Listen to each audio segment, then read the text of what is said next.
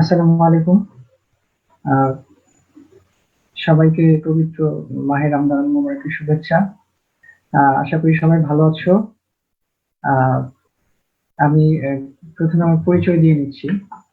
আমি ডক্টর আবু কাউসার সরকার। আমি বর্তমানে আনোয়ার খান মডার্ন মেডিকেল কলেজে সহকারী অধ্যাপক হিসেবে কর্মরত আছি এবং আমি এই আনোয়ার খান মডার্ন থেকে পাশ করেছি। আমি প্রথম ব্যাচের ছাত্র ছিলাম।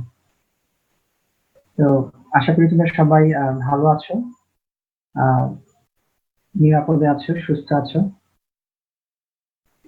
আহ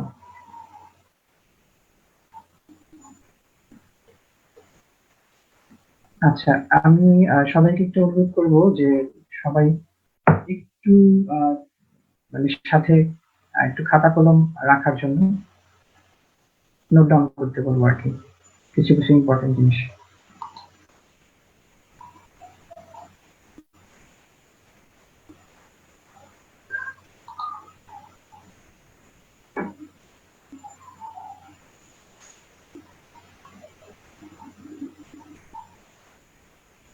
আচ্ছা,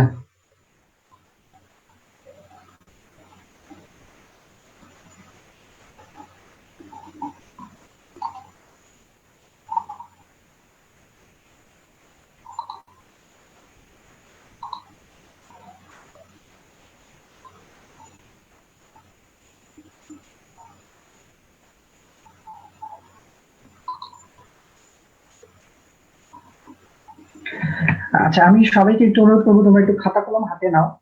আমি আমি কয়েকটা শব্দ বলবো, এই শব্দগুলো একটু খাতায় নোট ডাউন করে নাও। হ্যাঁ, একটু। আচ্ছা, গ্লোবাল প্যান্ডেমিক, দেন হচ্ছে কোয়ারেন্টাইন, আইসোলেশন,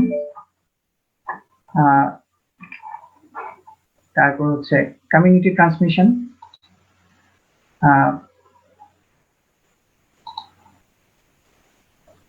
তারপর হচ্ছে এপিডেমিক,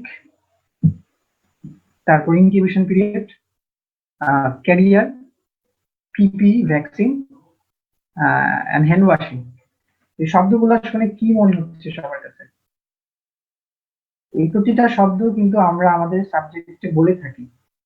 হ্যাঁ, এবং এই শব্দগুলো শুনে তোমরা বুঝতে পারছো যে আমি কোন ডিজিজটার কথা বলতে চাচ্ছি, যে ডিজিজটা এখন ওয়ার্ল্ড ওয়াইড একদম পুরো পৃথিবীকে স্থবির করে দিয়েছে, সেটি হচ্ছে কোভিড-19।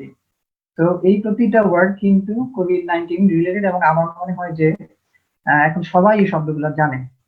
সো এই কোভিড-19 এর একটা প্লাস পয়েন্ট হচ্ছে, আমার কাছে যেটা মনে হচ্ছে আর কি, যে পুরো পৃথিবীর মানুষকে কিন্তু সেই এপিডেমিওলজি শিখিয়ে দিয়েছে অলরেডি আর কি। তো এখন কোয়ারেন্টাইন বোঝে না বা আইসোলেশন বোঝে না, এরকম মানুষ কিন্তু খুব কম আছে। এই কথাগুলো বলার অর্থ হচ্ছে এই জিনিসগুলো আমরা আমাদের সাবজেক্টে পড়িয়ে থাকি। সো তোমাকে এই জিনিসগুলো ভালোভাবে বুঝতে হবে, কারণ ডিজিজ এপিডেমিওলজি তুমি যদি ভালোভাবে না বুঝো, সেক্ষেত্রে তোমার অনেক কিছুই প্রবলেম হবে। আজকে আমি এপিডেমিওলজি নিয়ে বলবো না, আমি আজকে হচ্ছে আমি জাস্ট বায়োস্ট্যাটিস্টিক্স ইনিশিয়াল কিছু জিনিস নিয়ে কথা বলবো। এর মধ্যে হচ্ছে ডেটা ভেরিয়েবল নিয়ে আমি একটু ডিটেলস বলার চেষ্টা করবো আর কি। তো সো তাহলে শুরু করা যাক আজকে টপিক।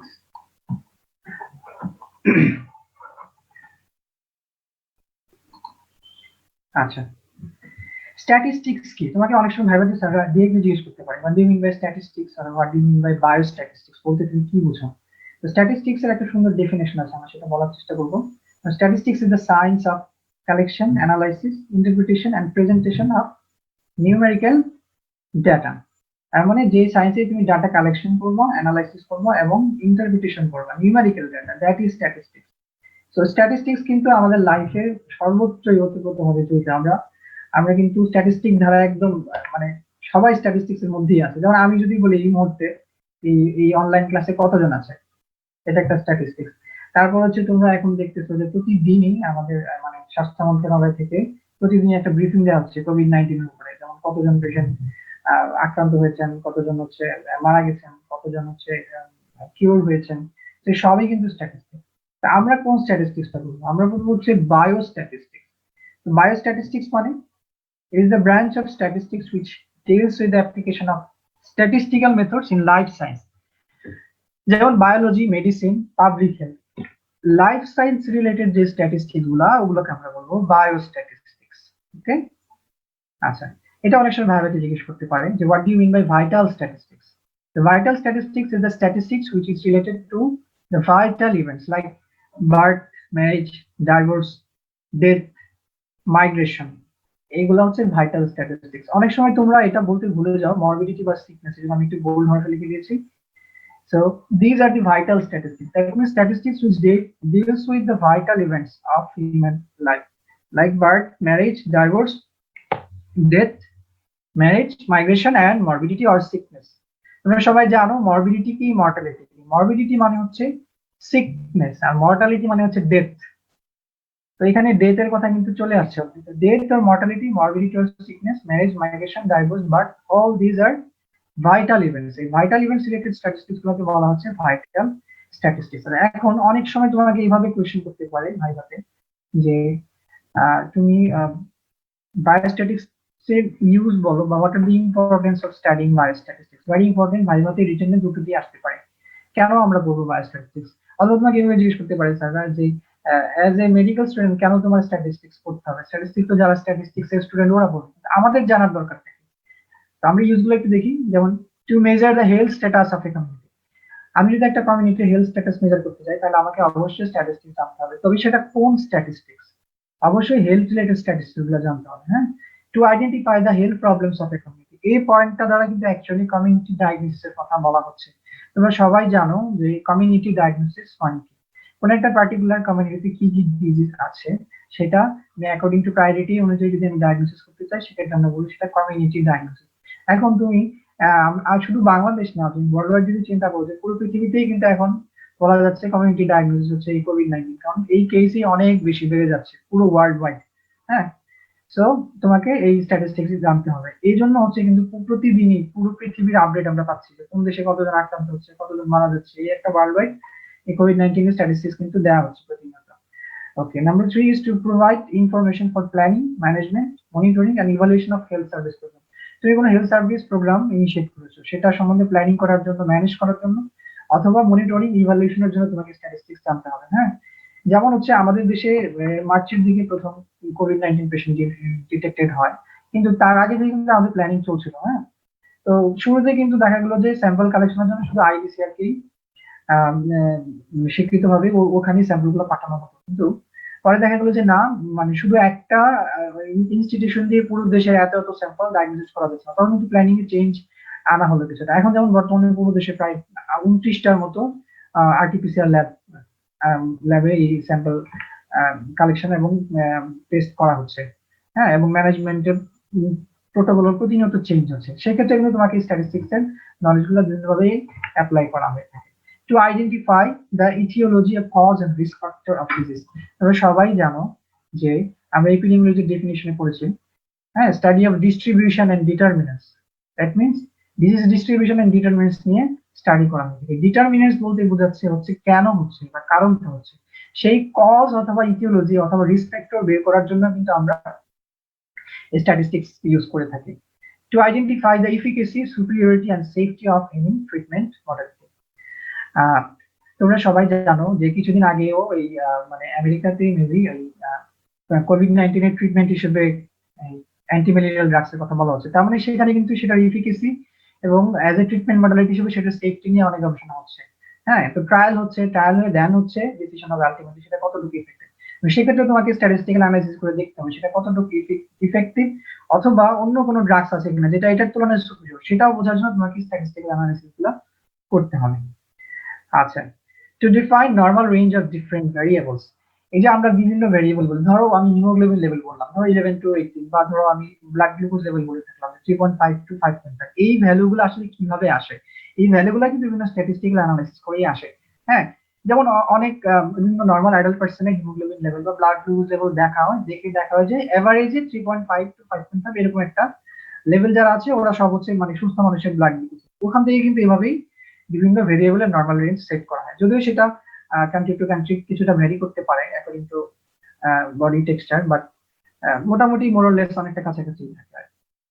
আচ্ছা, এবার আমরা পড়বো সবচেয়ে ইম্পর্টেন্ট আমাদের টপিক গুলোর মধ্যে ভ্যারিয়েবল মানে কি। Variable is the characteristics of a person, subject, object or phenomenon that take on different values. Variable হচ্ছে অ্যাকচুয়ালি কোনো ক্যারেক্টারিস্টিক্স কে বোঝাচ্ছে, সেটা কোনো সাবজেক্ট হতে পারে, কোনো অবজেক্ট হতে পারে, অথবা কোনো ফেনোমেনন হতে পারে, এবং যেটার ভ্যালু হচ্ছে ভ্যারি করবে। হ্যাঁ, যেমন আমি যদি বলি যে ধরো তোমাদের ক্লাসে 120 জন স্টুডেন্ট আছে, প্রত্যেকের ওয়েট যদি আমি মেজার করি, হ্যাঁ, তো সেক্ষেত্রে কিন্তু আমি এক একজনের ওয়েট এক এক রকম পাবো, হুবহু সেম নাও পেতে পারে, দেখা গেল যে 100 গ্রাম 200 গ্রামের ডিফারেন্স থাকতে পারে। তার মানে কি সবার weight person to person vary করতেছে। হ্যাঁ, অথবা সেটা কোনো অবজেক্ট হতে পারে, হ্যাঁ, অথবা ফেনোমেনা, দ্যাট মিনস হচ্ছে কোনো অবজারভেবল ফ্যাক্ট হতে পারে। তো যেটা পার্সন টু পার্সন বা অবজেক্ট টু অবজেক্ট অথবা সাবজেক্ট টু সাবজেক্ট ভ্যারি করে, সেটাই হচ্ছে ভেরিয়েবল। তাহলে আমি যদি বলি এইজ একটা ভেরিয়েবল, সিমিলারলি আমি বলতে পারি ওয়েট একটা ভেরিয়েবল, হ্যাঁ, স্কিন কালার একটা ভেরিয়েবল হতে পারে। ঠিক আছে।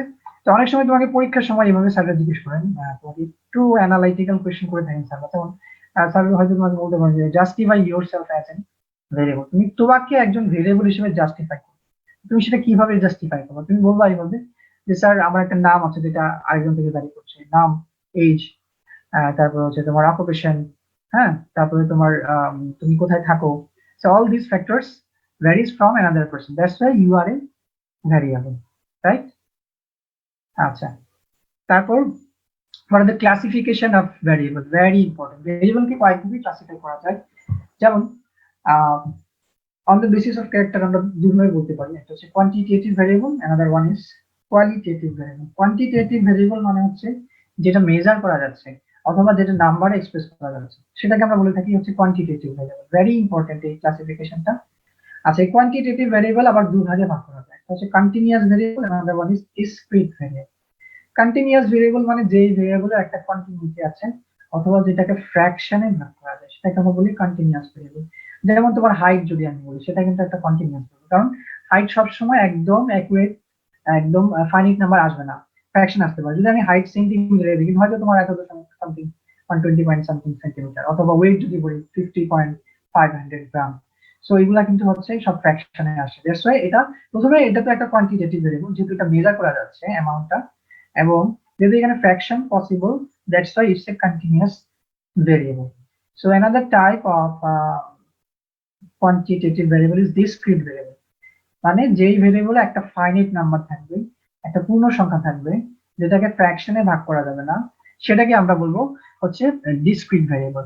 যেমন আমি যদি বলি তোমরা কয় ভাই বোন, এটা কিন্তু কখনোই ফ্র্যাকশনে আসা সম্ভব না। তুমি কি বলবে যে আমরা 3.5 ভাই বোন বা 4.5 ভাই বোন, ইজ ইট পসিবল?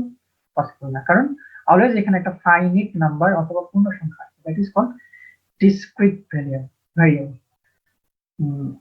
আচ্ছা, আরেকটা টাইপ হচ্ছে যে কোয়ালিটেটিভ ভেরিয়েবল। কোয়ালিটেটিভ অথবা এটাকে বলা হয়ে থাকে categorical variable.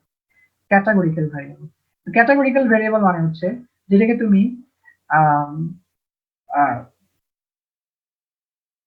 It can be expressed as attribute or quality, এটাকে কোয়ালিটি আকারে তুমি এক্সপ্রেস করতে পারবা অথবা অ্যাট্রিবিউট আকারে প্রকাশ করতে পারবা, কিন্তু কখনোই তুমি কোনো মেজার মানে কোনো একটা মানে নাম্বার আসবে না। যেমন আমি যদি তোমাকে বলি যে efficacy of online classes right now, এটার আনসার কিন্তু কোনো অ্যামাউন্ট আসবে না বা নাম্বার আসবে না, এটার আনসার আসবে এরকম, হয় this is effective or not effective. So it's a categorical or qualitative variable. আচ্ছা, কোয়ালিটেটিভ ভেরিয়েবলকে আমরা আবার দু ভাগে ভাগ করতে পারি, একটা হচ্ছে নমিনাল ভেরিয়েবল, অর্ডিনাল ভেরিয়েবল। এটা একটু বুঝতে হবে আমাদের, নমিনাল ভেরিয়েবল কি আসলে। প্রথম কথা, নমিনাল অর্ডিনাল দুটোইকে বোঝাচ্ছে হচ্ছে কোয়ালিটেটিভ ভেরিয়েবল।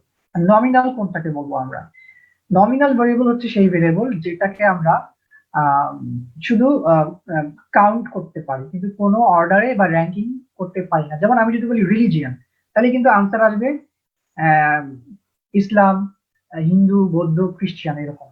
হ্যাঁ, এটাই কিন্তু আমি কোনো অর্ডার বা র্যাঙ্কিং কিন্তু ভাগ করতে পারবো না। আর যদি আমি বলি মেল ফিমেল, দেন সেক্সের কথা বলতে গেলে মেল ফিমেল, সেখানে কিন্তু কোনো অর্ডার আসবে না। হ্যাঁ, আচ্ছা, অর্ডিনাল হচ্ছে যে ভেরিয়েবল তুমি কাউন্ট করতে পারবে। Of course it's a qualitative variable, you can count it and you can rank it or order it, তুমি এটাকে র্যাঙ্কিং বা অর্ডার করতে পারবা। যেমন আমি যদি বলি সিভিয়ারিটি অফ পেইন, তাহলে কিন্তু আনসার হবে যে মাইল্ড পেইন হতে পারে, মডারেট পেইন হতে পারে, অথবা সিভিয়ার পেইন হতে পারে। ঠিক সিমিলারলি আমি বলতে পারি যে সিভিয়ারিটি অফ ডিহাইড্রেশন, হ্যাঁ, ডিহাইড্রেশন বলতে পারি, সেক্ষেত্রে কিন্তু মাইল্ড, মডারেট, ডিহাইড্রেশন হতে পারে। আচ্ছা, যদি আমি বলি tumour grading, it's also an ordinal variable, because এখানে আমি বিভিন্ন ক্লাসে বিভিন্ন অর্ডারে ভাগ করতে পারি। যেমন টিউমার তোমরা পড়বে প্যাথোলজিতে, histologically tumor can be well differentiated, can be poorly differentiated, so it's a ordinal variable. Similarly আমি বলতে পারি যে ইকোনমিক স্ট্যাটাস কি, হাইলি ইকোনমিক স্ট্যাটাস অথবা low economic status, low socio economic status, so these are the ordinal variable. তো এটা কিন্তু খুব ভালোভাবে আমাদের বুঝতে হবে, কারণ তোমাদের এটা ইনভেরিয়েবলি ভাইভাতে জিজ্ঞেস করা হবে। আচ্ছা, দিস ইজ ভেরি ইম্পর্টেন্ট। ভেরিয়েবলে আরেকভাবে ক্লাসিফাই করা যায়, this is according to relationship with each other and or epidemiological classification. তারপর dependent variable, independent variable, confounding variable, আরেকটা আছে হচ্ছে ইন্টারভেনিং ভেরিয়েবল। ডিপেন্ডেন্ট ভেরিয়েবল মানে কি? Dependent variable are those which are influenced by other variables. হ্যাঁ, dependent variable হচ্ছে সেটা যেটা আরেকটা ভেরিয়েবলের মাধ্যমে ইনফ্লুয়েন্সড হয়ে থাকে, সেটাকে বলবো আমরা ডিপেন্ডেন্ট ভেরিয়েবল। এটাকে এইভাবে ডিনোট করা যায়, either outcome, effect or output. যেমন আমি যদি বলি salt intake causes hypertension, here dependent variable is hypertension, কারণ হাইপারটেনশনটা কার উপর ডিপেন্ড করছে? সল্ট ইনটেক, এক্সেসিভ সল্ট ইনটেকের উপর ডিপেন্ড করছে। So hypertension is dependent variable and salt intake is independent variable. আচ্ছা, সিমিলার আমি বলতে পারি যে uncontrolled hypertension causes stroke. So here stroke is the dependent variable and uncontrolled hypertension is the independent variable. আচ্ছা, similarly বলা যেতে পারে যে হার্ড ওয়ার্ক করলে তুমি সাকসেসফুল হবে, এখানে সাকসেসটা কিসের উপর ডিপেন্ড করছে? Hard work.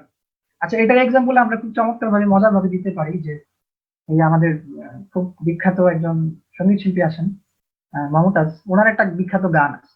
গানটা কি? গানটা হচ্ছে যে বন্ধু যখন বউ লইয়া আমার বাড়ির সামনে দিয়া রঙ্গ কইরা হাইটটা যায়, বুকটা ফাইটটা যায়। তো এখানে ডিপেন্ডেন্ট ভেরিয়েবল কোনটা হবে? এখানে বুক ফেটে যাওয়াটা কিন্তু ডিপেন্ড করতেছে ওই বন্ধুর উপরে। বন্ধু যখন বাড়ির সামনে দিয়ে আরেকজনকে নিয়ে রঙ্গ করে হেঁটে যাবে তখনই কিন্তু তোমার কষ্ট হবে, তাই তো? তাহলে তার মানে এখানে এই বুক ফাটাটা কিন্তু এই বন্ধুর রঙ্গ করে হেঁটে যাওয়ার উপর ডিপেন্ড করছে। ঠিক আছে, আই হোপ এবার সবাই বুঝতে পারছো। ওকে, ইন্ডিপেন্ডেন্ট ভেরিয়েবল অলরেডি আমি বলে ফেলেছি, variables that influence, regulate or cause the dependent variable, that is called independent variable, অথবা এটাকে আমরা এইভাবে বলতে পারি exposure, cause or input.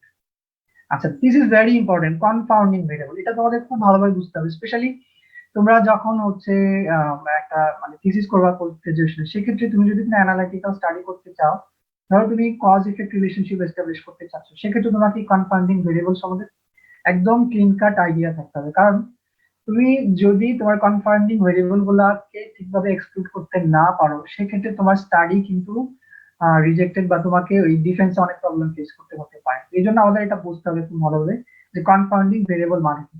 Confounding variable are the variables that affects both independent and dependent variables indirectly. That means যে ভেরিয়েবলটা indirectly dependent independent দু ধরনের ভেরিয়েবলকে influence করবে, সেটাকে আমরা বলবো কনফাউন্ডিং ভেরিয়েবল। একটা এক্সাম্পল দেখে আমি, তাহলে হচ্ছে তোমাদের জন্য পরিষ্কার হয়ে যাবে। হ্যাঁ, ওকে, ধরো আমি বলবো পরে হাইপোথিসিস কি। ধরো তোমার হাইপোথিসিসটা হচ্ছে এরকম, হাইপারটেনশন কজেস এমআই, মানে তুমি হাইপারটেনশনের সাথে মায়োকার্ডিয়াল ইনফারকশন অথবা ইসকেমিক হার্ট ডিজিজের একটা সম্পর্ক এস্টাবলিশ করতে চাচ্ছ। So that is your hypothesis.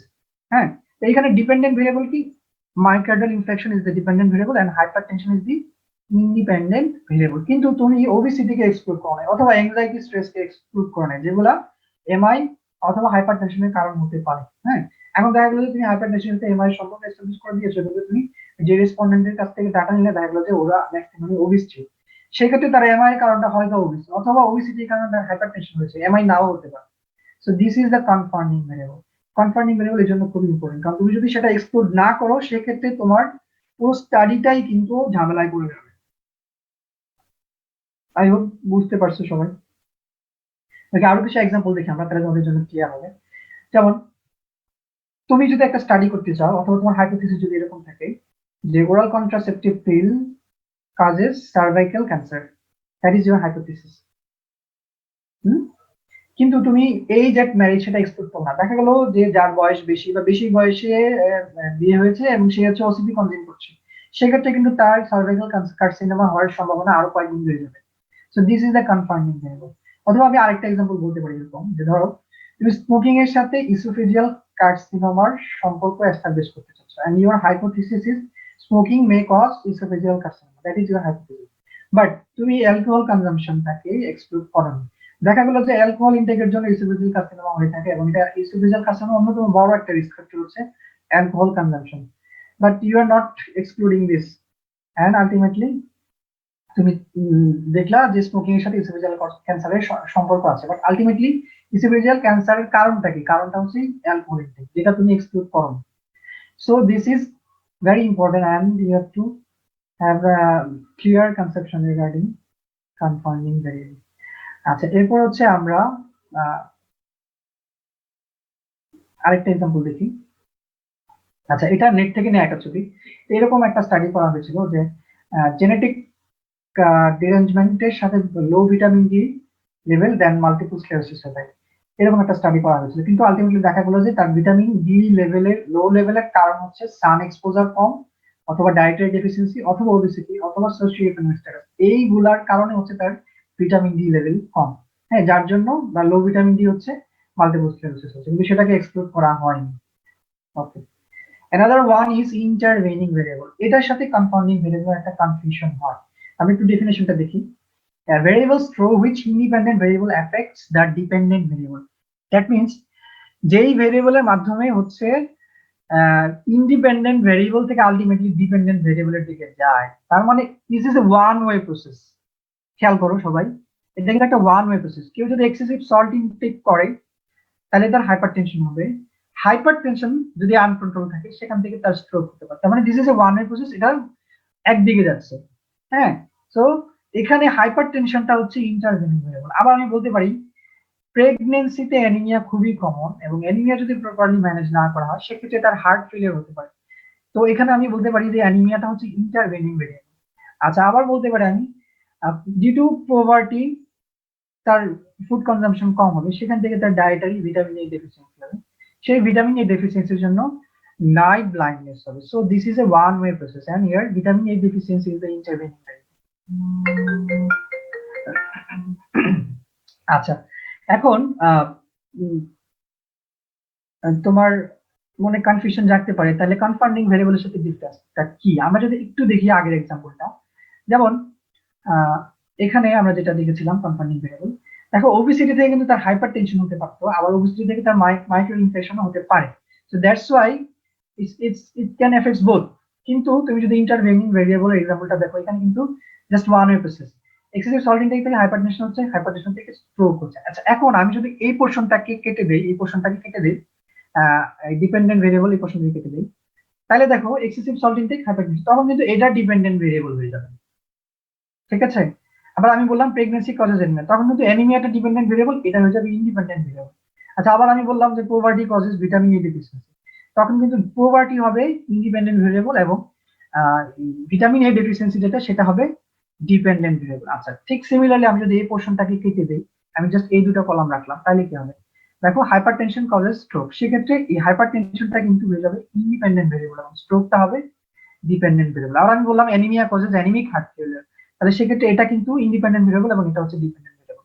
আবার আমি বললাম ভিটামিন ডিফিসিয়েন্সি, তখন সেটা হবে নাইট ব্লাইন্ডনেস হবে ডিপেন্ডেন্ট ভেরিয়েবল এবং ওটা হবে হচ্ছে ইন্ডিপেন্ডেন্ট ভেরিয়েবল। ঠিক আছে? আর যখন আমি তিনটা পাশাপাশি লিখবো তখন কিন্তু এটা হয়ে যাবে ইন্টারভেনিং ভেরিয়েবল। আমি আশা করছি তোমরা বুঝতে পারছো।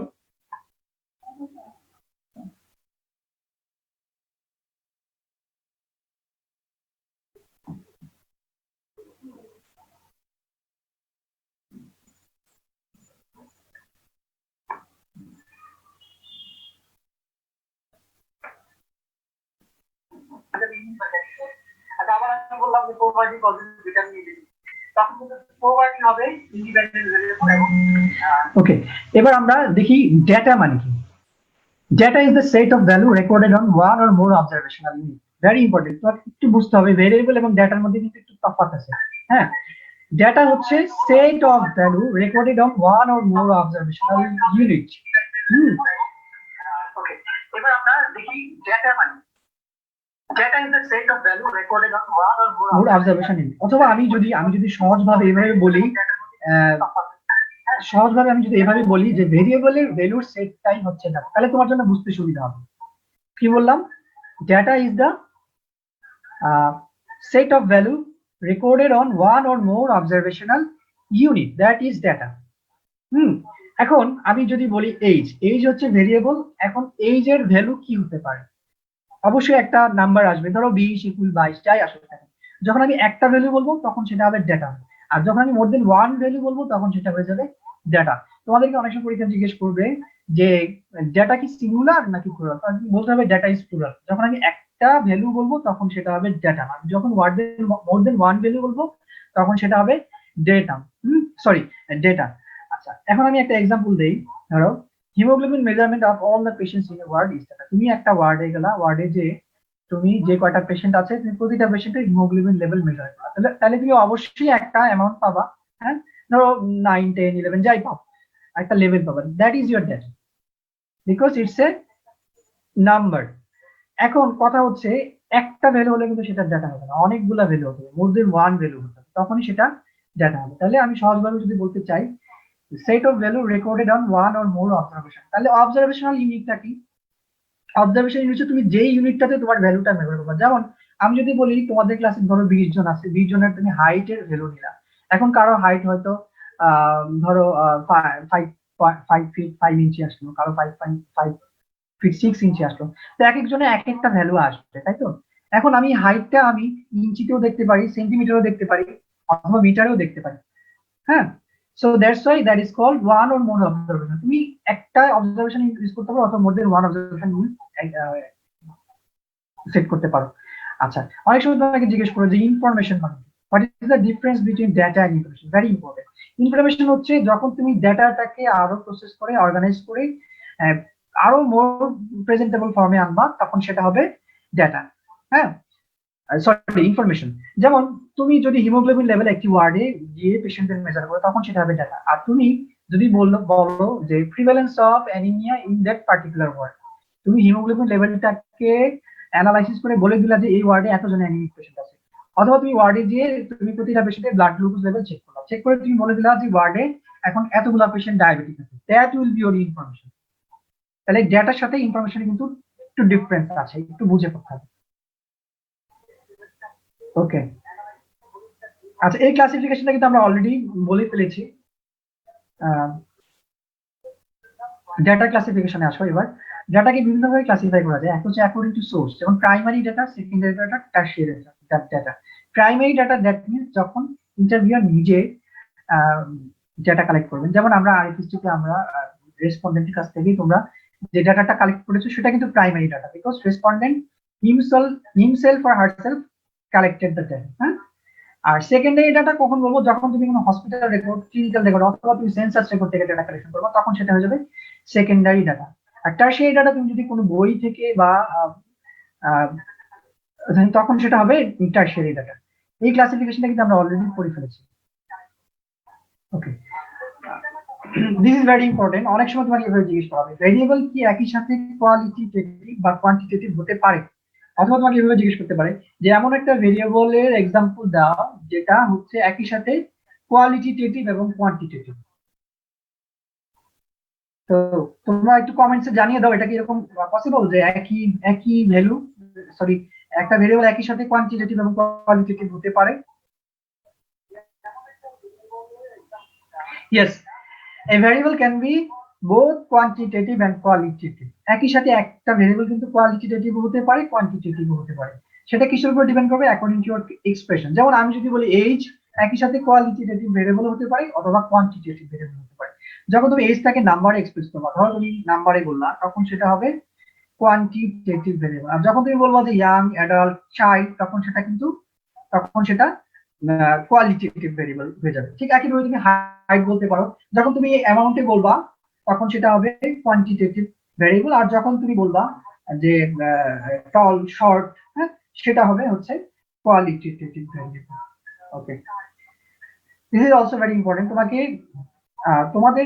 তোমাদের সেকেন্ড প্রফের ভাইবা কিন্তু হবে হচ্ছে ওই যে তোমরা যে একটা রিপোর্ট করবে সেই রিপোর্টটা। তো সেই রিপোর্টটা যখন তুমি নিয়ে যাবা ভাইবা হলে, তখন কিন্তু তোমাকে এই প্রশ্নগুলো অটোমেটিক্যালি চলে আসবে। যেমন তোমাকে স্যার জিজ্ঞেস করতে পারে যে তোমার ডাটা কালেকশন মেথড কি ছিল। So what are the data collection method? যেমন একটা হতে পারে ফেস টু ফেস ইন্টারভিউ, হতে পারে অবজারভেশনের মাধ্যমে, হতে পারে ফোকাস গ্রুপ ডিসকাশনের মাধ্যমে, হতে পারে কোনো মেজারমেন্টের মাধ্যমে। ফেস টু ফেস ইন্টারভিউ কি, যেটা তোমরা আরএফএসসি দিয়ে নিয়েছো, এবং সেক্ষেত্রে কিন্তু তোমার ইনস্ট্রুমেন্ট ছিল কোয়েশ্চেনার। আমি আসছি ইনস্ট্রুমেন্ট কি জিনিস। অথবা অবজারভেশনের মাধ্যমে হতে পারে। সাধারণত অবজারভেশনের মাধ্যমে আমরা যে ডাটা কালেক্ট করি, সেক্ষেত্রে আমাদের ইনস্ট্রুমেন্ট থাকে হচ্ছে চেক লিস্ট। হ্যাঁ, আচ্ছা। তারপরে আসে হচ্ছে ফোকাস গ্রুপ ডিসকাশন। এটাও কিন্তু ডাটা কালেকশনের একটা মেথড বা প্রসিডিউর হতে পারে, যেটা আমরা আমাদের এবারে যে ব্যাচটা আরএফএসসি তে গিয়েছিল ওদের বেলায় আমরা সেটা ইমপ্লিমেন্ট করেছিলাম। আমি বলছি ফোকাস ডিসকাশন কি। আচ্ছা, অথবা তুমি মেজার করতে পারো, ধরো তুমি ব্লাড প্রেশার মেজার করলা, সেক্ষেত্রে তোমার একটা বিপি মেশিন লাগবে, সেটা দিয়ে তুমি ডাটা কালেকশন করতে পারো। So it can be also your data collection method. অথবা তুমি কোনো টেস্ট ইমপ্লিমেন্ট করতে পারো, যেমন আইকিউ টেস্ট দেখতে পারো। অথবা তুমি এক্সপেরিমেন্ট করতে পারো, তুমি ল্যাবে যে তুমি কোনো কিছু ল্যাবরেটরিক্যাল ইনভেস্টিগেশনের মাধ্যমে তুমি কোনো কিছু এক্সপেরিমেন্ট করতে পারো। আচ্ছা, অথবা তুমি কোনো অ্যাভেলেবল ইনফরমেশনটাও তোমার ডাটা কালেকশন অ্যাপ্লিকেশন দিতে পারো। ধরো তুমি কোনো সেন্সাস রিপোর্ট থেকে কোনো রেকর্ড দিলা, অথবা তুমি হসপিটাল রেকর্ড কালেক্ট করলা, তাহলে সেগুলো হচ্ছে ডাটা কালেকশন মেথড। ওকে, আচ্ছা। এখানে দেখা যাচ্ছে একটা ফেস টু ফেস ইন্টারভিউ হচ্ছে। তো ইনি হচ্ছেন ইন্টারভিউয়ার, উনি হচ্ছে ইন্টারভিউই। যিনি হচ্ছে ইন্টারভিউ দিচ্ছেন তাকে আমরা বলে থাকি ইন্টারভিউয়ার, আর যিনি ইন্টারভিউ দিচ্ছেন তাকে বলে থাকি আমরা ইন্টারভিউই, আর যিনি ইন্টারভিউ নিচ্ছেন তাকে বলা হয় ইন্টারভিউয়ার। তো this is A face to face interview. আচ্ছা, এরপর যেটা বলছিলাম যে ফোকাস গ্রুপ ডিসকাশনটা কি। ফোকাস গ্রুপ ডিসকাশনটা হচ্ছে একটা তোমার একটা স্মল গ্রুপ ডিসকাশন, যেখানে হচ্ছে 10 থেকে 15 জন পার্টিসিপেন্ট থাকে, এবং এখানে পূর্ব শর্ত হচ্ছে পার্টিসিপেন্ট যারা থাকবেন সবাই সিমিলার ব্যাকগ্রাউন্ডের হবেন। হ্যাঁ, এবং 3 জন থাকেন যারা হচ্ছে এই সেশনটা কন্ডাক্ট করে থাকেন। একজন হচ্ছে মডারেটর, একজন হচ্ছে রেকর্ড কিপার, একজন হচ্ছে ফ্যাসিলিটেটর। হ্যাঁ, মডারেটর হচ্ছে এই সেশনটা শুরু করবেন, আর ফ্যাসিলিটেটর হচ্ছে যে মডারেটরকে ফ্যাসিলিটেট করবে, অথবা কোনো ইম্পর্টেন্ট পয়েন্ট যদি সে বলতে ভুলে যায়, সেক্ষেত্রে সেই ইস্যুগুলো সে রেজ করবে। আর রেকর্ড কিপার হচ্ছে এই পার্টিসিপেন্টদের ইন ডেপথ ডিসকাশনের ইম্পর্টেন্ট পয়েন্ট গুলো রেকর্ড করবে। আচ্ছা, এখানে ছবিতে দেখা যাচ্ছে যে একজন খুব হাইপার অ্যাক্টিভ, তার মানে কি, মানে বোঝা যাচ্ছে সে হয়তো একটু বেশি জানে, বাকিরা দেখো কিছুটা ভয় পেয়ে গেছে। এরকম হলে কিন্তু হবে না, কারণ পার্টিসিপেন্ট যারা থাকবে সব পার্টিসিপেন্টকে হচ্ছে সিমিলার ব্যাকগ্রাউন্ডের হতে হবে, আদারওয়াইজ এরকম অবস্থা হবে আর কি। আচ্ছা, okay. Next, data collection instrument or what is your research instrument. তোমাকে জিজ্ঞেস করবে যে তুমি যে ডাটা কালেকশন করেছো, তোমার তোমার ইনস্ট্রুমেন্ট কি ছিল, অথবা তোমার রিসার্চ ইনস্ট্রুমেন্ট কি ছিল। তাহলে ইনস্ট্রুমেন্ট হচ্ছে রিসার্চের ভাষায় it is the documents or paper on which data are collected that are called data collection instrument। যেমন কোয়েশ্চেনার, তোমরা সবাই জানো কোয়েশ্চেনার কি। কোয়েশ্চেনার কি কেউ কি বলতে পারবে? আমাকে একটু কমেন্টস বক্সে জানাও কোয়েশ্চেনার কি জিনিস। কোয়েশ্চেনার হচ্ছে সেই ইনস্ট্রুমেন্ট যেটাতে তোমরা আরএফএসটি তে বা তোমাদের সার্ভে কন্ডাকশনের সময় ডাটা কালেকশন করছো। হ্যাঁ, সেখানে বিভিন্ন কোয়েশ্চেন থাকে অ্যাকর্ডিং টু ইউর স্টাডি, অথবা সোশিওডেমোগ্রাফিক ক্যারেক্টারিস্টিক বিভিন্ন কোয়েশ্চেন থাকে। হ্যাঁ, সেটা আমি পরে বলবো যে কোয়েশ্চেন কি কত ধরনের আছে। অথবা চেক লিস্ট হতে পারে। চেক লিস্ট কি তোমরা সবাই জানো, যেমন যখন তোমরা হসপিটাল স্টেশনে যাও, তোমাদের টিচারের কাছে কিন্তু একটা পেপার থাকে, সেটাই কিন্তু চেক লিস্ট। তখন কিন্তু টিচার তোমার সাথে কোনো কথা বলেন না, তিনি জাস্ট হচ্ছে তোমার তোমার পারফরমেন্সটা দেখেন, এবং সে ওই অনুযায়ী ওই চেক লিস্টে কিন্তু নোট ডাউন করতে থাকে। So check list can be also a data collection instrument. Okay. Then what are the methods of data presentation? This is very important. কারণ তোমার রিপোর্টে তুমি বিভিন্ন টেবিল ডায়াগ্রাম ইউজ করবে, তখন স্যার তোমাকে জিজ্ঞেস করবে যে তুমি ডাটা প্রেজেন্টেশন করছো কি কিভাবে, অথবা তোমাকে বলতে পারেন যে এটা কিসের ছবি। হ্যাঁ, অথবা একটা ডায়াগ্রামের ছবি দেখে বলতে পারেন যে এই ডায়াগ্রামটা কিসের। সো ডাটা প্রেজেন্টেশন করা হয় সাধারণত টেবিল এবং ডায়াগ্রামের মাধ্যমে। টেবিল কে আবার বিভিন্ন ভাবে ক্লাসিফাই করা যায়, যেমন univariate table, bivariate table and multivariate table. Univariate table মানে যে টেবিলে হচ্ছে একটা ভেরিয়েবলের ইনফরমেশন থাকে, সেটাকে বলা হয় ইউনিভেরিয়েট টেবিল। তার মানে যে ভেরিয়েবলে শুধু একটা ভেরিয়েবলের, যে টেবিলে শুধু একটা ভেরিয়েবলের ইনফরমেশন থাকবে, সেটাকে আমরা বলবো হচ্ছে ইউনিভেরিয়েট টেবিল। আর যে টেবিলে আমরা মোর than one variable, that is দুটো ভেরিয়েবলের ইনফরমেশন থাকবে, সেটাকে আমরা বলবো বাইভেরিয়েট। আর যখন মোর দেন টু ভেরিয়েবল ইনফরমেশন থাকবে, সেটাকে আমরা বলবো হচ্ছে মাল্টিভেরিয়েট টেবিল। ওকে, আচ্ছা। কি কি গ্রাফস ও ডায়াগ্রামস আছে যেগুলো তুমি ডাটা প্রেজেন্টেশন করতে পারো? যেমন হিস্টোগ্রাম আছে, ফ্রিকোয়েন্সি পলিগন আছে, লাইন চার্ট আছে, স্ক্যাটার অথবা ডট ডায়াগ্রাম আছে, বার ডায়াগ্রাম আছে, পাই ডায়াগ্রাম আছে। এভাবে কিন্তু তোমাকে জিজ্ঞেস করতে পারে যে কি কি ড্রয়িং অথবা গ্রাফের মাধ্যমে তুমি ডাটা প্রেজেন্ট করতে পারো। This is very important. এটা ভাইভাতে জিজ্ঞেস করতে পারে, রিটেনে আসতে পারে। ইভেন এটা এফসিএস পার্টনার পরীক্ষায় অনেক সময় আসে যে what are the methods of data presentation in case of quantitative data. Quantitative data বলে আমি কি কি ওয়েতে ডাটা প্রেজেন্টেশন করতে পারি, যেমন হিস্টোগ্রাম অথবা ফ্রিকোয়েন্সি পলিগন হতে পারে, ফ্রিকোয়েন্সি কার্ভ হতে পারে, লাইন চার্টের মাধ্যমে হতে পারে, অথবা স্কেটার অথবা dot diagram. This are the methods of data presentation in case of quantitative data. আর কোয়ালিটেটিভ ডাটা আমরা কিভাবে প্রেজেন্ট করতে পারি, যেমন বার ডায়াগ্রামের মাধ্যমে করতে পারি, পাই ডায়াগ্রামের মাধ্যমে করতে পারি, অথবা পিক্টোগ্রাম ম্যাপ ডায়াগ্রামে করতে পারি। আমি একটু দেখানোর চেষ্টা করবো। আচ্ছা, তার আগে আমি একটু টেবিল সম্বন্ধে বলি। তোমরা অবশ্যই তোমাদের সার্ভেতে হচ্ছে এরকম একটা টেবিল ইউজ করবে বা অনেকগুলো টেবিল থাকে। এরকম একটা টেবিলের ছবি দেখে তোমাকে হয়তো ভাষা বলে জিজ্ঞেস করতে পারে যে what are the parts of A table, একটা টেবিলে কি কি পার্টস। তার আগে আমাকে বলো এটা কি ধরনের টেবিল, আমাকে একটু কমেন্টস বক্সে জানাও যে এটা কি ধরনের table. It's a univariate table or bivariate table, আমাকে একটু জানাও কমেন্ট বক্সে। ইটস এ ইউনিভ্যারিয়েট টেবিল, কারণ আমি এখানে শুধু একটা ভেরিয়েবল ইনফরমেশন দেখাচ্ছি, দ্যাট ইজ এজ। সো অনেক সময় তোমাকে জিজ্ঞেস করতে পারে যে একটা টেবিলের কি কি পার্টস আছে, এবং টেবিলের পার্টস হচ্ছে টেবিল নাম্বার থাকে, this is the title of the table, and in years ব্র্যাকেটে আমি যে কথাটা লিখলাম এটা হচ্ছে this is the head note N197, এখানে এটা বোঝাচ্ছে sample size. This is the column heading, আর এটা হচ্ছে রো হেডিং। আর in between row heading and column heading এই পোর্শনটাকে বলা হয় থাকে বডি অফ দ্য টেবিল। আর নিচে যে কথাটা লেখা আছে সেটা হচ্ছে ফুটনোট, সেটা ফুটনোট। তাহলে একটা টেবিলের কি কি পার্টস আছে, একটা টেবিলে কি কি পার্টস আছে, table number, title of the table, তারপর হচ্ছে হেড নোট, তারপরে হচ্ছে this is the body of the table and this is the footnote.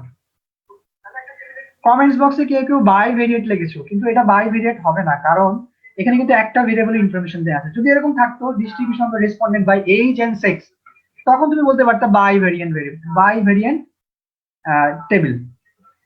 ওকে, আচ্ছা, যে ডায়াগ্রাম গুলো আমাদের সবচেয়ে বেশি লাগবে, কারণ তোমাদের রিপোর্টে থাকবে, তার মধ্যে সবচেয়ে ইম্পর্টেন্ট হচ্ছে বার ডায়াগ্রাম।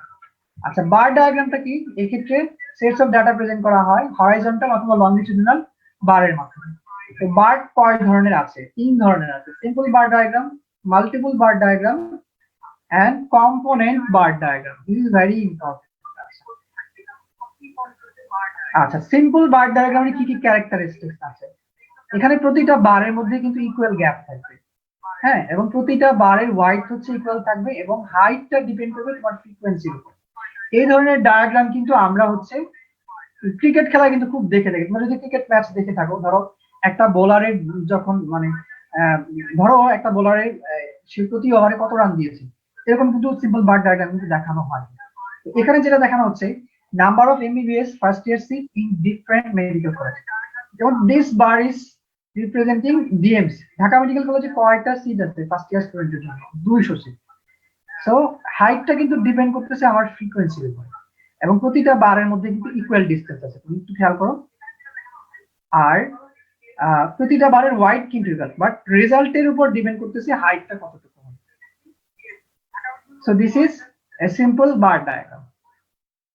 আচ্ছা, মাল্টিপল বার ডায়াগ্রামে এখানে মোর দেন 2 অথবা তার বেশি 2 অর মোর বার থাকবে, হ্যাঁ, এবং গ্রুপ অফ বারের মধ্যে ইকুয়াল গ্যাপ থাকবে। This information is very important, কারণ আমি বলতেছি একটু পর যে হিস্টোগ্রাম যদি হয়ে থাকে, হিস্টোগ্রামে কিন্তু একটা গ্রুপ থাকে, এরকম গ্রুপ অফ বার থাকে না, হ্যাঁ, এবং এখানে যে গ্রুপটা আছে গ্রুপটার মধ্যে ইকুয়াল গ্যাপ থাকবে, এবং প্রতিটা এই যে আমি দুটো বার নির্দেশ করলাম, এই দুটো বারের মধ্যে কিন্তু কোনো গ্যাপ নেই। যেমন এটা একটা multiple bar diagram showing the illiteracy rate by different region and gender, মানে আমি বিভিন্ন এলাকা ভেদে এবং জেন্ডার ভেদে ইলিটারেসিটি রেট দেখাতে চাচ্ছি এই ডায়াগ্রাম। দেখো এখানে কিন্তু দুটো ভেরিয়েবল ইনফরমেশন আছে, একটা হচ্ছে রিজিয়ন আর একটা হচ্ছে জেন্ডার। যেমন এখানে দেখাচ্ছে ইউরোপে যে ইলিটারেসি রেট অ্যারাউন্ড 5%, হ্যাঁ, এটা আরেকটু বেশি। রেড যে কলামটা সেটা নির্দেশ করতেছে মেল, আর অরেঞ্জ কালারটা হচ্ছে নির্দেশ করতেছে হচ্ছে অরেঞ্জ কালার হচ্ছে ফিমেলের ইলিটারেসিটি রেট নির্দেশ করছে, এবং এই দুটো বারই হচ্ছে অ্যাকচুয়ালি ডিনোটিং হচ্ছে ইলিটারেসিটি রেট।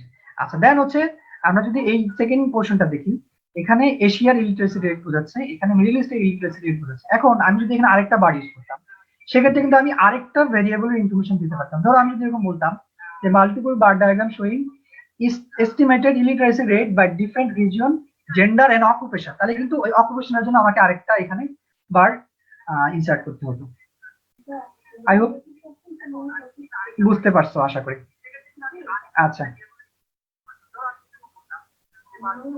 আচ্ছা দেন আসো component bar diagram. Component bar diagram হচ্ছে আমি যদি একটা মানে এখানে প্রতিটা বারের এক একটা কম্পোনেন্ট এক একটা ইনফরমেশনকে ডিনোট করবে। যেমন এখানে একটা সিম্পল বারকে কতগুলা পার্টসে ভাগ করা হয়ে থাকে এবং প্রত্যেকটা কম্পোনেন্ট হচ্ছে ওই ভেরিয়েবলের বিভিন্ন কস্টকে ডিনোট করবে। যেমন আমি যদি বলি this is A component bar diagram showing dial disease cases in different hospitals of Dhaka city. এখানে ঢাকা শহরের অনেকগুলো হসপিটালের ডায়াল ডিজিজের কেসকে বোঝানো হচ্ছে।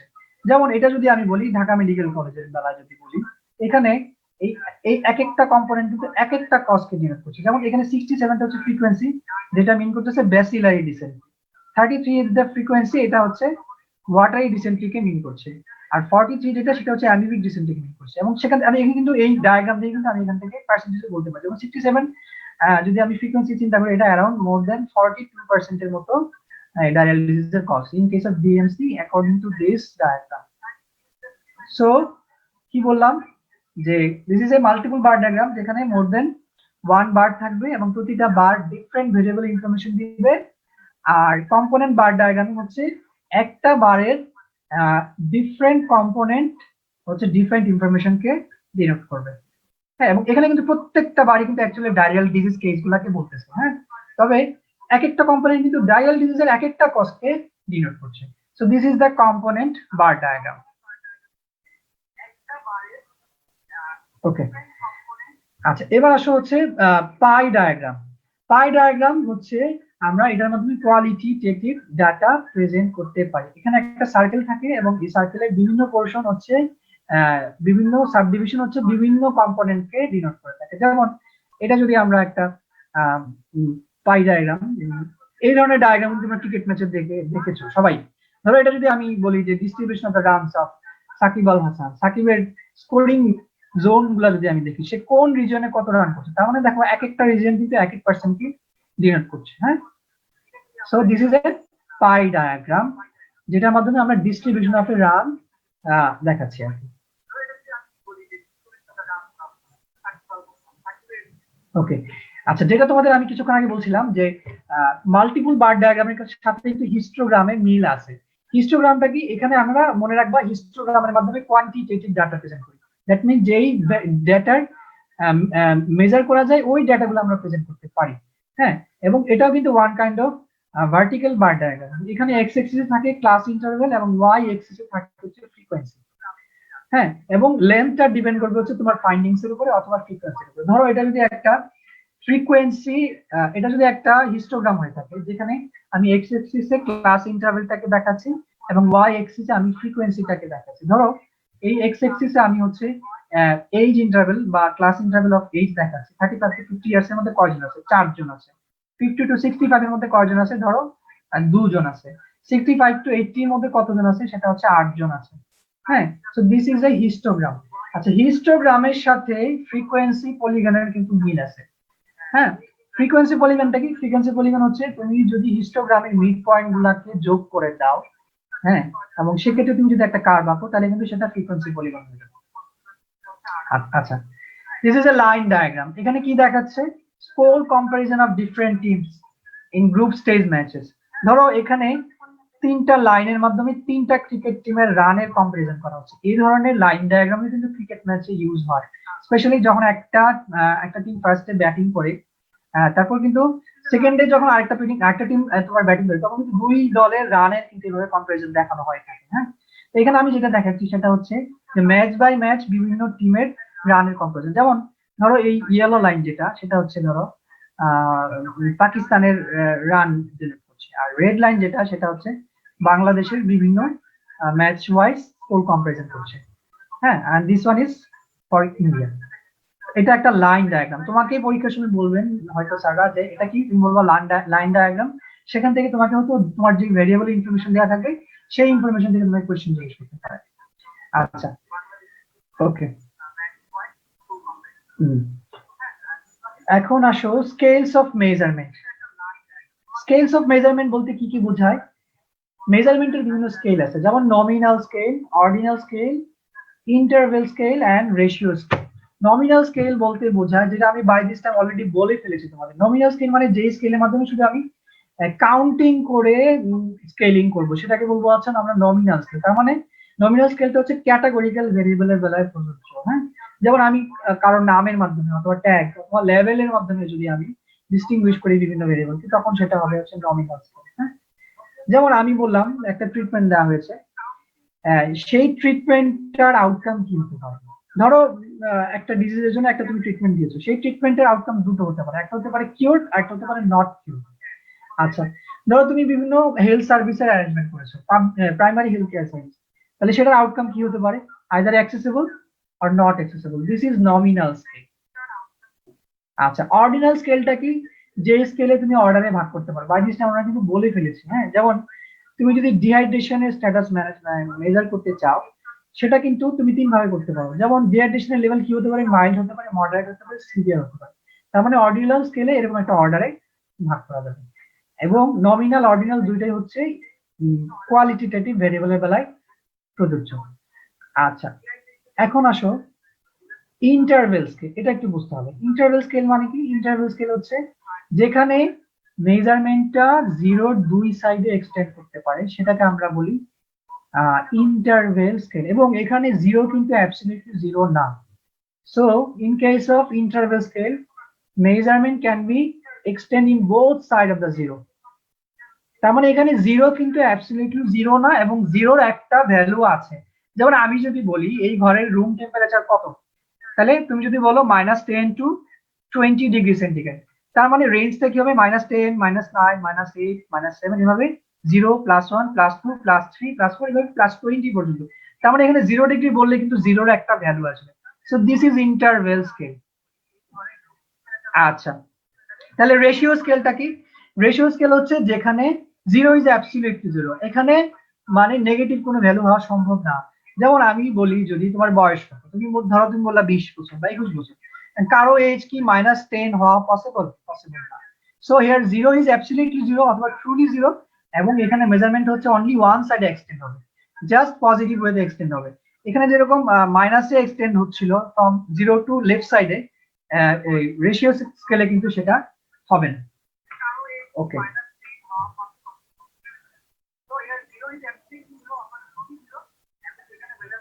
আচ্ছা আচ্ছা, এবার আসো খুবই ইম্পর্টেন্ট একটা জিনিস, প্রবাবিলিটি কি এবং পি ভ্যালু কি। আমরা অনেক সময় জিজ্ঞেস করি, আন্ডার গ্রাজুয়েট লেভেলে সাধারণত পি ভ্যালু সম্বন্ধে অত কিছু জিজ্ঞেস করা হয় না, বাট তারপরে তোমার একটা আইডিয়া থাকা ভালো। কারণ তুমি যখন পোস্ট গ্রাজুয়েশনে তুমি যখন একটা স্টাডি করবে এবং যখন তুমি দুটো ভেরিয়েবলের মধ্যে রিলেশনশিপ এস্টাবলিশ করতে যাবে, সেক্ষেত্রে কিন্তু তোমার পি ভ্যালু নলেজ থাকা লাগবে। কারণ ধরো তুমি একটা স্টাডি করতে চাচ্ছ, যে স্টাডিতে তুমি তোমার হাইপোথিসিসটা এস্টাবলিশ করতে চাচ্ছ এবং সেটা সিগনিফিকেন্ট কিনা দেখতে চাচ্ছ, সেটা বোঝার জন্য কিন্তু তোমার পি ভ্যালু সম্বন্ধে ভালো নলেজ থাকা লাগবে। আচ্ছা, তার আগে আমরা দেখি যে প্রবাবিলিটি মানে কি। Probability is the chance of occurrence, কোনো কিছু ঘটনার পসিবিলিটিটাই হচ্ছে প্রবাবিলিটি।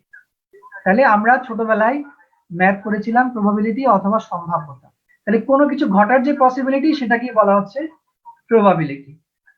ঠিক আছে, সেই প্রবাবিলিটির নিউমেরিক্যাল ভ্যালুটাই হচ্ছে পি ভ্যালু, এবং এই পি ভ্যালু রেঞ্জ হচ্ছে 0 to 1 হতে পারে। তার মানে কোনো কিছু ঘটার সর্বোচ্চ সম্ভাবনা হচ্ছে 1, আর না ঘটার সম্ভাবনা হচ্ছে 0। তাহলে কি বললাম, কোনো কিছু ঘটার সর্বোচ্চ প্রবাবিলিটি হচ্ছে 1 এন্ড সর্বনিম্ন ভ্যালু ইজ 0।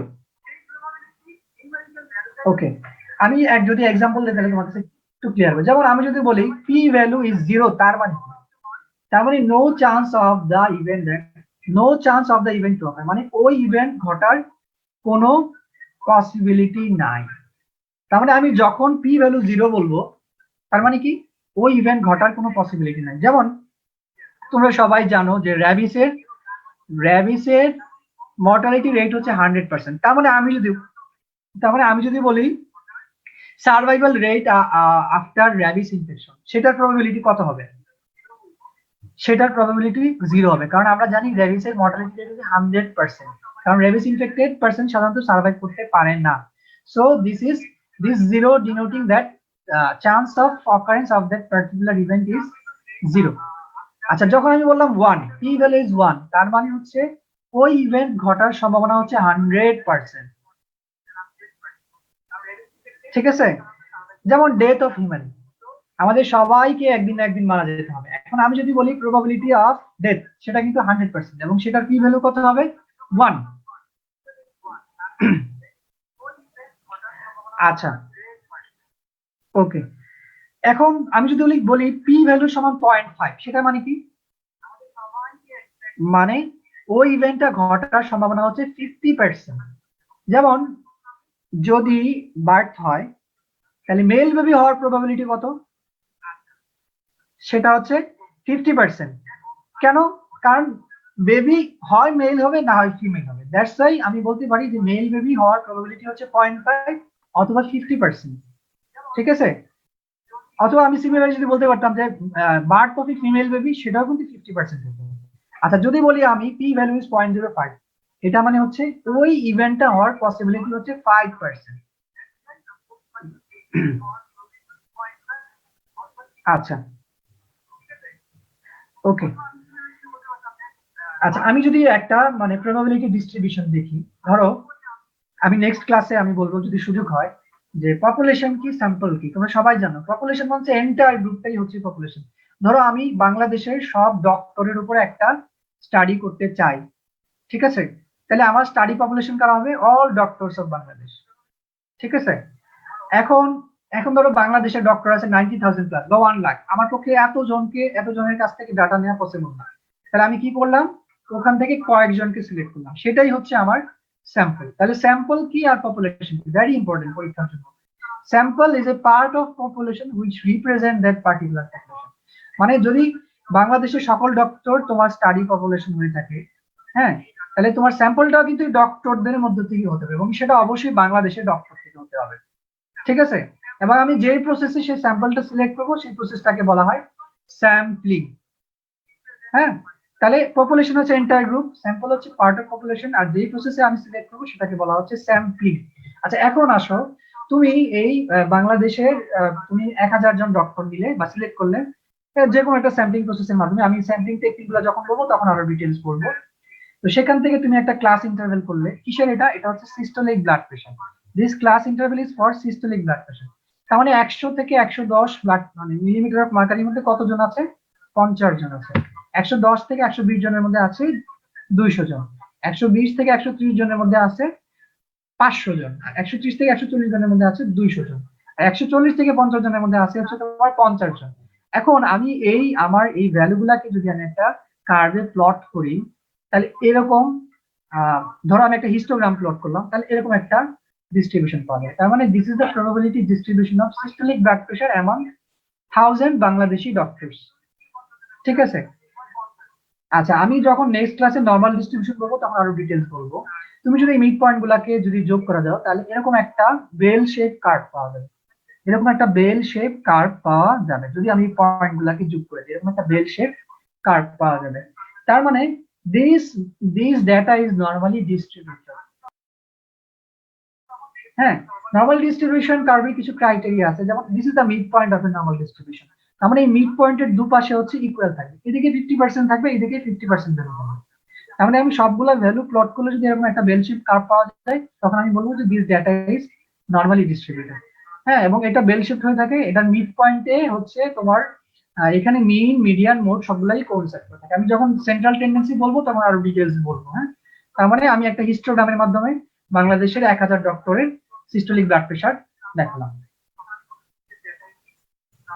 ওকে, আচ্ছা, হাইপোথিসিস কি? আমি অলমোস্ট আমার ক্লাসের শেষের দিকে চলে আসছি, আমি পরে তোমাদের কোশ্চেন গুলা আনসার দিচ্ছি, তোমরা একটু মনোযোগ দাও। হাইপোথিসিস মানে কি? এটা তোমার খুবই ভালোভাবে বুঝতে হবে, কারণ তুমি যখন একটা স্টাডি করবা তোমার পোস্ট গ্রাজুয়েশন, সেক্ষেত্রে কিন্তু তোমার এটা সম্বন্ধে খুব ভালো আইডিয়া থাকতে হবে। আমরা হয়তো আন্ডার লেভেলে এত ডিটেল জিজ্ঞেস করি না যে তুমি হাইপোথিসিস বোঝো কিনা, তাতেই আমরা খুশি। বাট যখন তুমি পোস্ট গ্রাজুয়েশনে যাবা তখন কিন্তু তোমার এটা ইন ডিটেলস বলতে হবে। হ্যাঁ, আচ্ছা, তাহলে হাইপোথিসিস মানে কি? Hypothesis the scientific prediction, presumption or assumption or guess বলতে পারি of relationship between one or more variable. তার মানে হাইপোথিসিসটা হচ্ছে একটা অ্যাজাম্পশন, এটা অবশ্যই সাইন্টিফিক প্রেডিকশন হবে না। যে কোনো দুটো ভেরিয়েবলের মধ্যে রিলেশনশিপ নিয়ে তুমি যদি হাইপোথিসিস মানে প্রেডিকশন করো, সেটাই হচ্ছে তোমার হাইপোথিসিস। আচ্ছা, তোমাদের সবার মনে আছে এপিডেমিওলজিক্যাল স্টাডি ডিজাইন দু ধরনের ছিল, একটা হচ্ছে অবজারভেশনাল, একটা হচ্ছে এক্সপেরিমেন্টাল। অবজারভেশনালের মধ্যে আবার ছিল ডেসক্রিপটিভ, আবার ছিল অ্যানালাইটিক্যাল। আচ্ছা, এখন আমরা তোমাদের এপিডেমিওলজি ক্লাসে ম্যাডাম বলবেন আরো ডিটেলস। তো অনেক সময় জিজ্ঞেস করে হাইপোথিসিস কোন স্টাডিতে জেনারেট হয়। Hypothesis is generated in descriptive study. মনে রাখবে সবসময় ডেসক্রিপটিভ স্টাডিতে হাইপোথিসিস হয়ে থাকে। হ্যাঁ, আচ্ছা, ধরো ধরো তুমি ধানমন্ডি এলাকায় একটা স্টাডি করলে, তোমার স্টাডি টাইটেলটা কি? স্টাডি টাইটেলটা হচ্ছে prevalence of depression among the population of Dhanmondi. তুমি ধানমন্ডি এলাকার মানুষের ডিপ্রেশন রেট দেখতে চাচ্ছ। হ্যাঁ, এখন তুমি দেখলে যে যাদের মধ্যে ডিপ্রেশন পাওয়া গেছে ওদের ম্যাক্সিমাম ধরো 70% হচ্ছে 70% হচ্ছে 70% হচ্ছে হাই ইনকাম, 70% হচ্ছে হাই ইনকাম, ঠিক আছে? আচ্ছা, আর 20% হচ্ছে 20% হচ্ছে 20% হচ্ছে মডারেটলি ইনকাম। আচ্ছা, আর 10% হচ্ছে লো ইনকাম।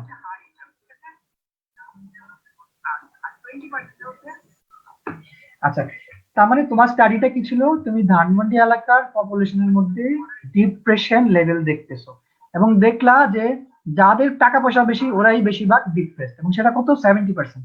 আর মডারেটলি ইনকাম যারা আছে ওদের মধ্যে 20% হচ্ছে 20% হচ্ছে মডারেটলি ইনকাম যারা হচ্ছে ডিপ্রেশনে ভুগতেছে। 10% যারা হচ্ছে লো ইনকাম ওরা ডিপ্রেশনে ভুগতেছে। তাহলে তুমি এই যে সিনারিও আমি একটা লিখলাম, এই সিনারিওটা দেখে তুমি কি বলতে পারতেছো? যে ইনকামের সাথে ডিপ্রেশনের একটা সম্পর্ক আছে, রাইট? হ্যাঁ, যেমন তুমি বলে দিলা যে high income associated with depression. তুমি যে একটা স্টেটমেন্ট দিলা, সেই স্টেটমেন্টটা তুমি কোত্থেকে পাইলা? তুমি তুমি তোমার ডেসক্রিপটিভ স্টাডি থেকেই রেজাল্টটাকে অ্যানালাইসিস করে তুমি বলে দিলা যে হাই ইনকাম যারা ওদের মধ্যে ডিপ্রেশনের বেশি। তুমি এই স্টাডি অ্যানালাইসিস করে বললা। So this is your hypothesis. তাহলে যদি তোমাকে পরীক্ষা জিজ্ঞেস করা হয় কোন স্টাডিতে হাইপোথিসিস জেনারেট হয়, তুমি বলবা ডেসক্রিপটিভ স্টাডিতে। এখন এই হাইপোথিসিস তুমি যেটা বললা, হাইপোথিসিসটা কি? তাহলে this is a statement or prediction or presumption or assumption of relationship between two or more variables. এই স্টেটমেন্টটাই হচ্ছে হাইপোথিসিস। এখন এটা তোমাকে টেস্ট করতে হবে। টেস্ট করার জন্য অ্যানালিটিক্যাল স্টাডি করতে হবে। অ্যানালিটিক্যাল স্টাডি আবার কয় ধরনের আছে? যেমন কেস কন্ট্রোল আছে, কোহর্ট আছে। হ্যাঁ, ঠিক আছে, এই ধরনের স্টাডি করে সেই হাইপোথিসিসটাকে টেস্ট করতে হবে। আচ্ছা, এখন আমরা হাইপোথিসিসের টাইপে আসি। হাইপোথিসিস দু ধরনের আছে, একটা হচ্ছে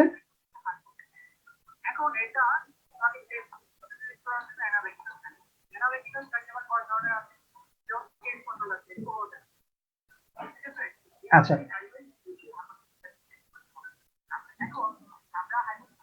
আচ্ছা হাইপোথিসিস আবার দু ধরনের আছে। আমরা হাইপোথিসিসকে দুভাগে ভাগ করতে পারি। একটা হচ্ছে research hypothesis, another one is statistical hypothesis. তাহলে রিসার্চ হাইপোথিসিস মানে কি? রিসার্চ হাইপোথিসিস হচ্ছে যেই হাইপোথিসিসটা একটা রিসার্চারকে মোটিভেট করবে যে কোনো কিছু সম্বন্ধে একটা স্টাডি করার জন্য, সেটাই হচ্ছে রিসার্চ হাইপোথিসিস। আর স্ট্যাটিস্টিক্যাল হাইপোথিসিস হচ্ছে দুভাগে ভাগ করা যায়। একটা হচ্ছে তোমার নাল hypothesis, another one is alternative hypothesis. আমি এখন এটা একটু তোমাদের আইডিয়া দিই, বিকজ এটা এখন হয়তো অত ডিটেলস লাগবে না, কিন্তু তোমার পরে লাগবে আর কি।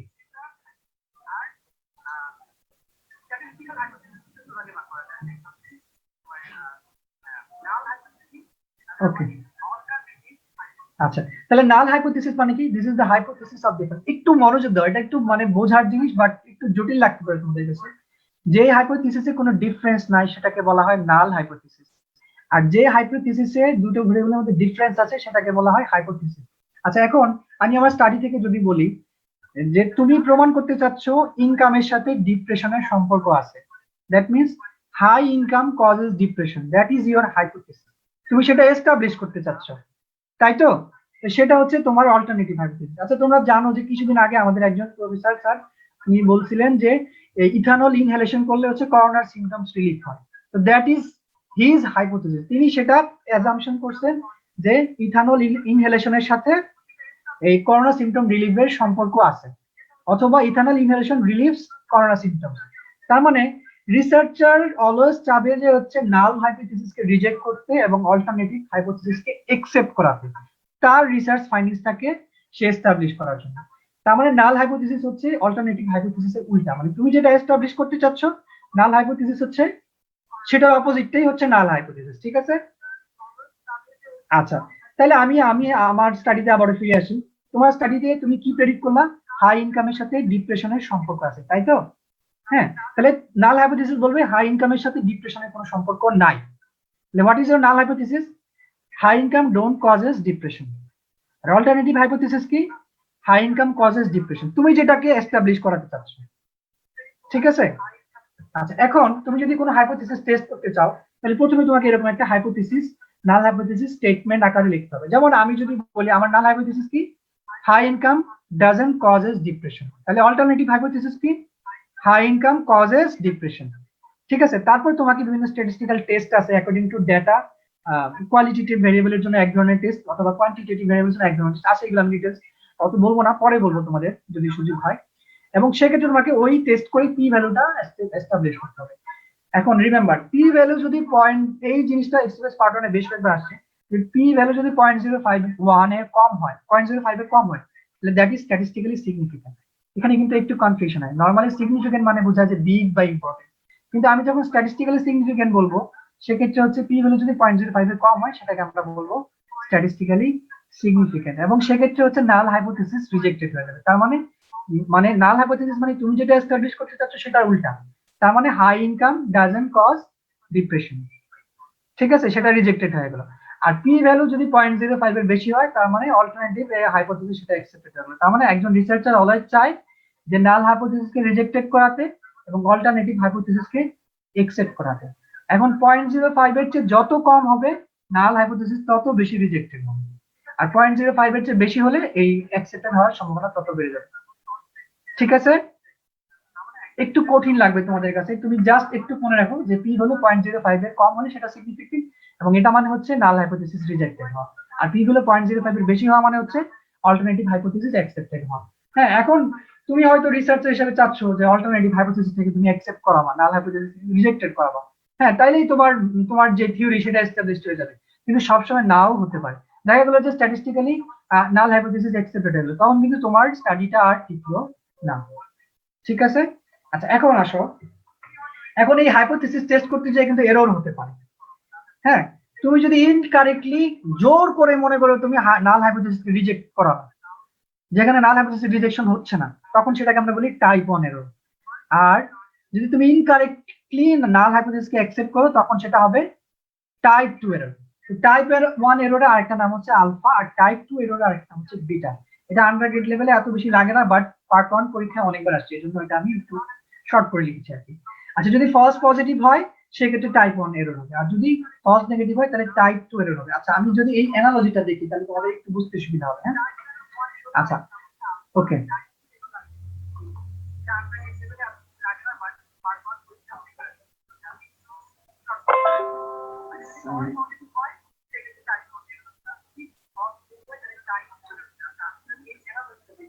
ওকে, আচ্ছা, ধরো ধরো একটা মানুষ একটা খুন করছে।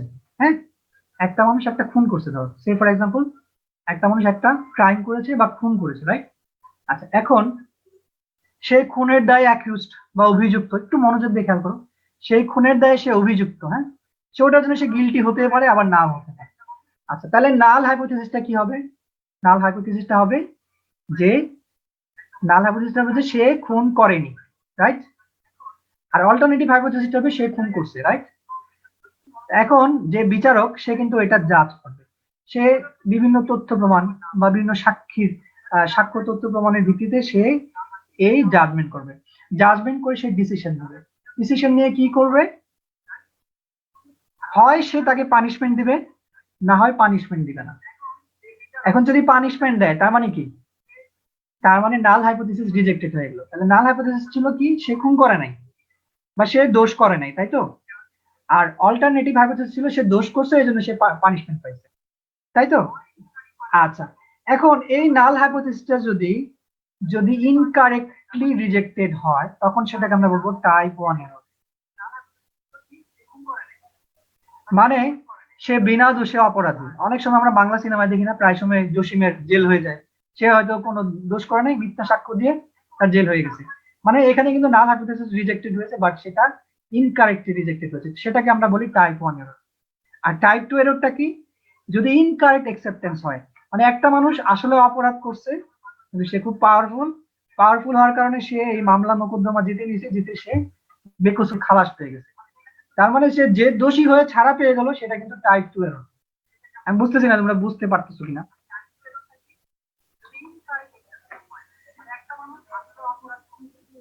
So this is all about today's class. আমি একটু তোমাদের কোয়েশ্চেন গুলো নেই।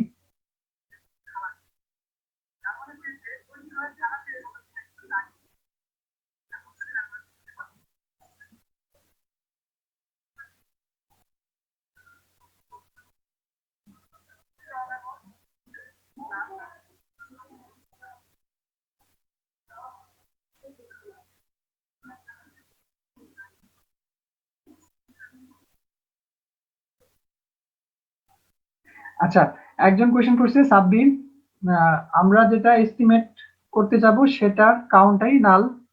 হ্যাঁ, ইয়েস।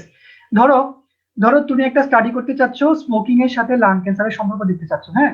তার মানে তোমার হাইপোথিসিসটা কি? Smoking causes lung cancer, that is your alternative hypothesis. মানে এজ এ রিসার্চার তুমি সেটা এস্টাবলিশ করতে চাচ্ছ, তাই তো? তার মানে এটা হচ্ছে অল্টারনেটিভ হাইপোথিসিস। অল্টারনেটিভের উল্টাটা কি? Smoking doesn't causes lung cancer. তার মানে তুমি চাওয়া যে অল্টারনেটিভ হাইপোথিসিসকে অ্যাকসেপ্ট করাতে আর নাল হাইপোথিসিসকে রিজেক্ট করাতে, ঠিক আছে? তাহলে নালটা হচ্ছে উল্টা, তুমি যেটা এস্টাবলিশ করতে চাচ্ছ সেটার উল্টাটাই হচ্ছে নাল হাইপোথিসিস, আর তুমি যেটা এস্টাবলিশ করতে চাচ্ছ সেটা হচ্ছে অল্টারনেটিভ হাইপোথিসিস। যদি অল্টারনেটিভ হাইপোথিসিস অ্যাকসেপ্টেড হয়, তার মানে তোমার স্টাডি, মানে তুমি যেটা এস্টাবলিশ করতে চাচ্ছ সেটা সাকসেসফুল। আর যদি নাল হাইপোথিসিস অ্যাকসেপ্টেড হয়ে যায়, মানে তুমি যেটা এস্টাবলিশ করতে চাচ্ছ সেটার উল্টা, তার মানে তোমার তোমার স্টাডিটা টিকলো না, মানে সেটা রিজেক্টেড হয়ে গেল। সাব্বির, আশা করি বুঝতে পারছো।